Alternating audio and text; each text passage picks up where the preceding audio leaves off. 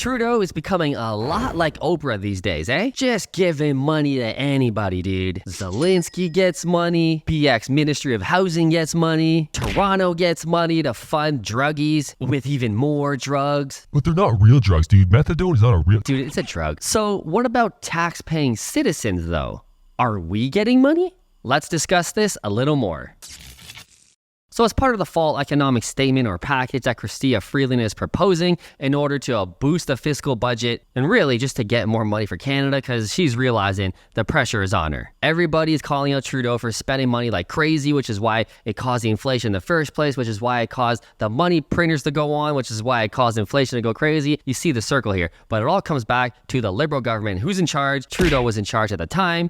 Everybody's pinning on him that we're here struggling on borderline recession. If you're watching this channel, you already know we're in a recession, but they haven't admitted it yet, but we all know we're in a recession. So as a last ditch effort, Chrystia Freeland is bringing in a digital tax, a digital services tax. Now it's still kind of unclear and very gray area, but essentially anyone providing digital services is gonna get a 3% tax for doing so. So what does digital service mean exactly? It's still very unclear. This is kind of new news, but I'm assuming anybody that provides any digital service. So Netflix, streaming services, I don't know, YouTubers, podcasters, selling courses, anybody that does any digital service of any kind is going to get hit with the 3% tax on top of our already GST, HST. I don't know how it's going to work exactly. They're being very unclear, although it comes out into rolling in about a month from now, January 1st, 2024. This is going to come to in effect. And funny enough, the US is actually very much against this. Biden, the old man Biden, said, Chrystia Freeland, this is a bad idea and I'm not on board with it. Whereas Christina came back with, well, all of the other countries are doing it. France, Germany, all these other European countries already have a digital service tax. We're just going to do it too. See, the US, as messed up as they are, as old man as Biden is, he understands the foundation of a great economy is capitalism. Let the people innovate. Get out of the way. The government already is too much in the way. In people's pockets is regulation, tax.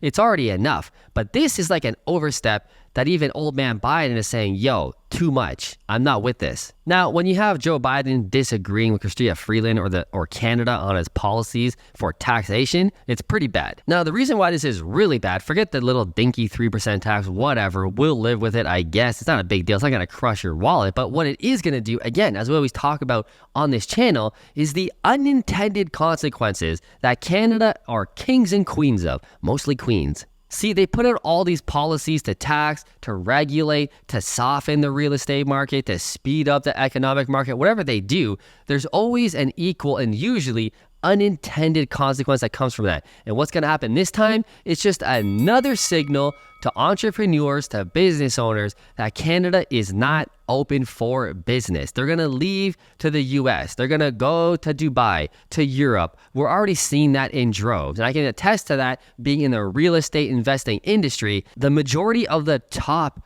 real estate investors, the guys who buy dozens, hundreds of properties, guys like me, who we desperately need to stay here in Canada to buy more properties, to turn them into rental properties. We need real estate investors to stay here. And what's happening is Canada is so uncompetitive. Taxes are too high, regulation, it takes forever to build a house, forever to get a renovation done, too much red tape. Did I mention taxes? It's just way too much, uncompetitive. So guys like me, we're going down to the US, specifically states like Florida, Texas, Georgia, Tennessee, more Republican states where taxes are 0%. Regulation is very lax. Building permits, and so we're losing talent left, right, and center. And again, this is just another signal to the business industry that Canada is not open for business. We don't want you here. We don't want your money here. We don't want you creating jobs here. That's what they're saying. Now they're saying, we want to create jobs. We want to do this. We want to make it easier for the middle class.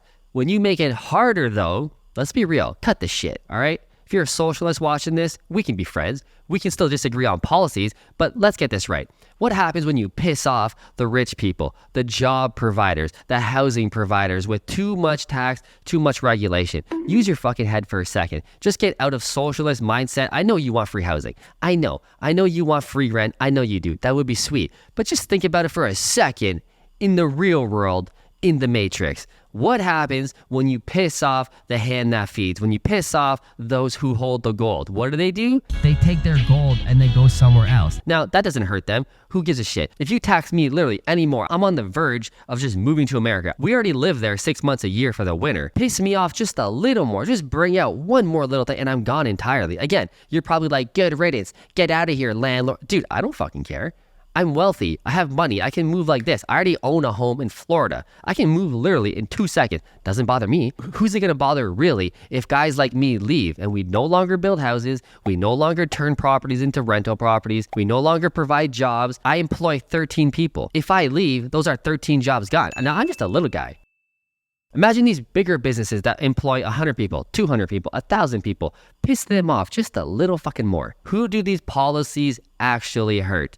The middle class and the lower class. The rich class, the upper class, doesn't fucking matter. You think you're hurting them. You think that by taxing them just a little more, they're not going to notice. We're just going to take a little bit more.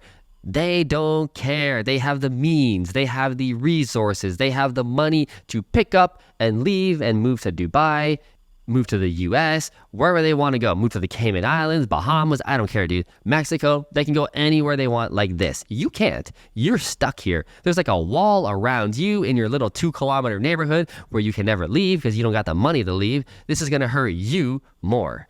And this new digital services tax is just another signal to the country.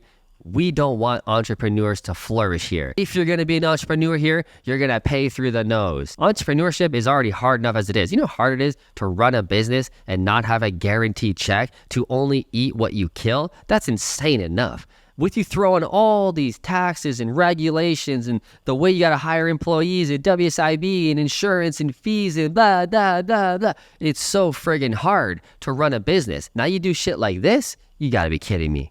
Let me know in the comments below. What do you think? Is this another signal, the final nail in the coffin that Canada is not open for business? Let me know. I'll see you in the next video.